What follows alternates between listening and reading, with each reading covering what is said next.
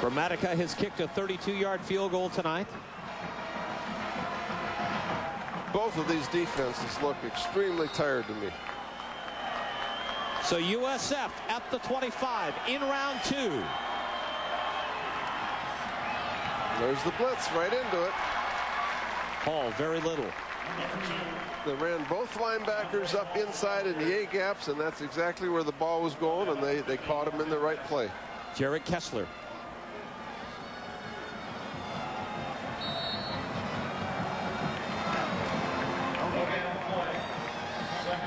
Second and 10.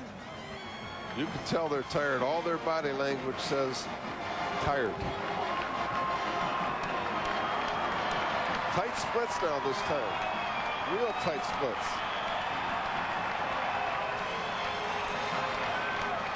Crossing routes, pick route. Oh! Ruger wide open and had open field in front of him. And he misfired. Jewel misfired on that one. That's the reason they were in tight splits. They ran crossing routes and a pick right here. And the tight end came scot-free. And Pat just failed to throw it in there. Just missed it. All right, the Bulls have controlled things on third down. 12 of 20. They got a long one now. Third down and 10. They've made a living off third and long. Can they go to the well one more time? They can!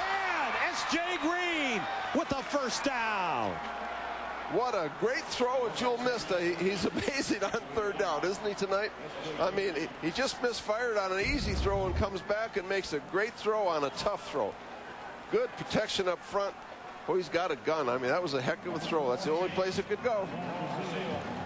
S.J. Green, 7 catches, 97 yards.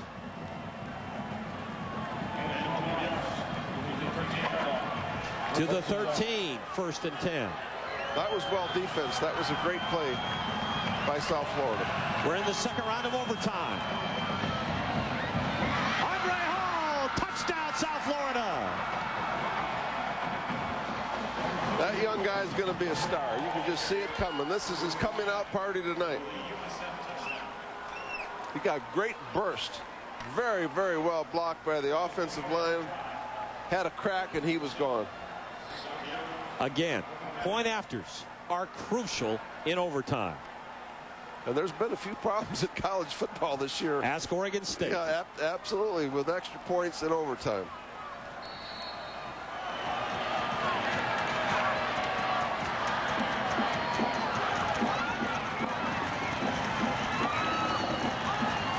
Good step, good hold. 45-38, USF put it up on the board, and they tell TCU, match it.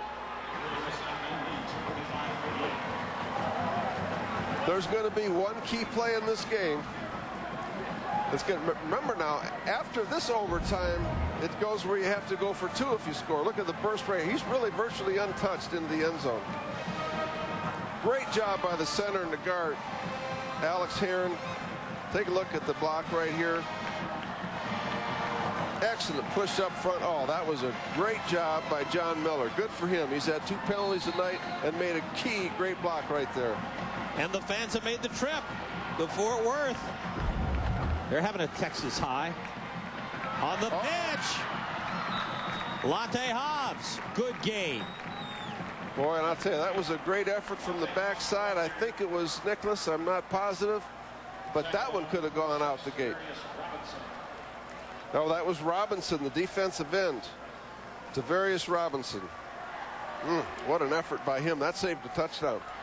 Boy, have we seen some fine play by running backs tonight. Lante Hobbs with 4 touchdowns. Yeah, Andre Hall with 4 touchdowns. Hobbs just gimped off. He may have a cramp. Robert Merrill replaces him. Second down and 3. And here's Merrill. Hit immediately.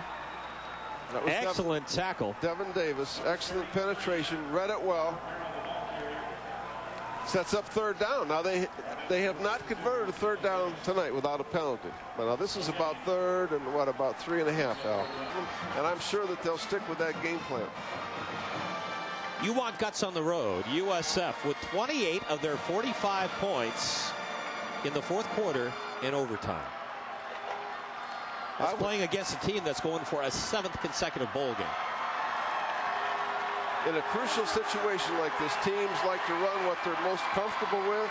I would expect TCU to come out and run a sprint option. I really would.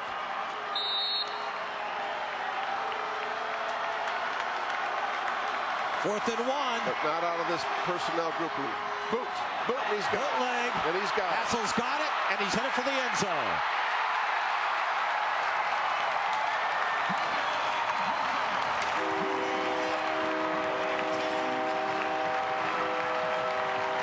Okay, folks, triple overtime if he makes the extra point.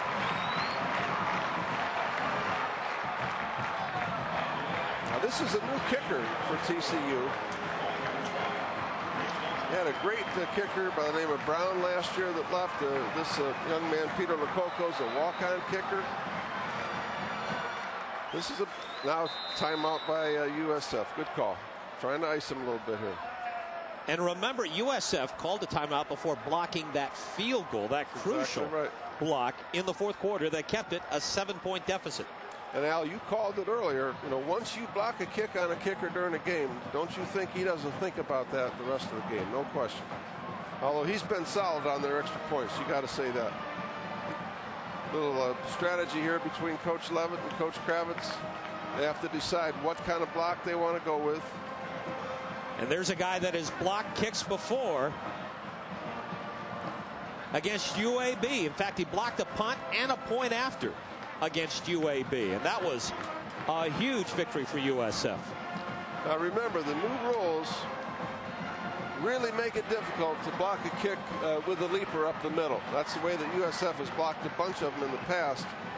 Bruce Gibson is the guy that got the last one coming off the corner. He's in there again. And the last time he split the wing and the tight end. Let's see if he can do it again and get a block. Oh, the bad snap. And the Bulls That's the ball game. have won the ball game. Wait, there's a flag down. There is a late flag.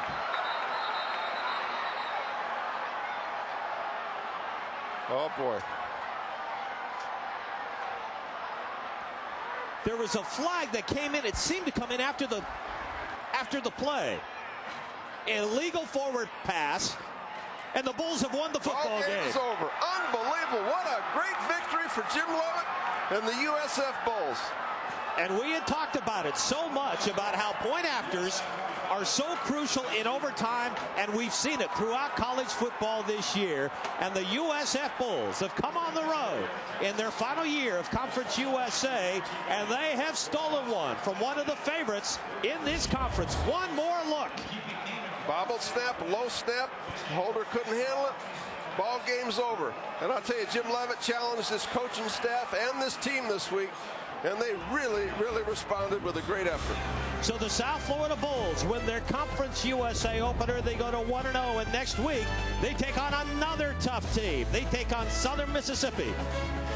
And you can see that game on Action News as well, as Jamin Kamen and the USF Bulls are celebrating this victory. TCU a year ago sacked them 10 times en route to a 13-10 victory. But tonight, it was Andre Hall and a gutsy performance by the quarterback. Patchell missed despite a bad knee, and they beat TCU by a score of 45-44. Our next telecast, it'll be next week. Southern Miss and USF, as USF goes to 2-1 on the season, 1-0 in Conference USA. An impressive ball game, Doug Graber. Great effort by this football team, and I'll tell you, that Southern Miss game next week, that is a fast and a great rivalry. No love lost between those two teams. That will be a good one next week at Raymond James, I promise. Southern Miss and USF, these two teams hate each other. Southern Miss, of course, beat Nebraska earlier in the season. 45-44, the USF Bulls have come on the road, and they have played a storm of a ball game.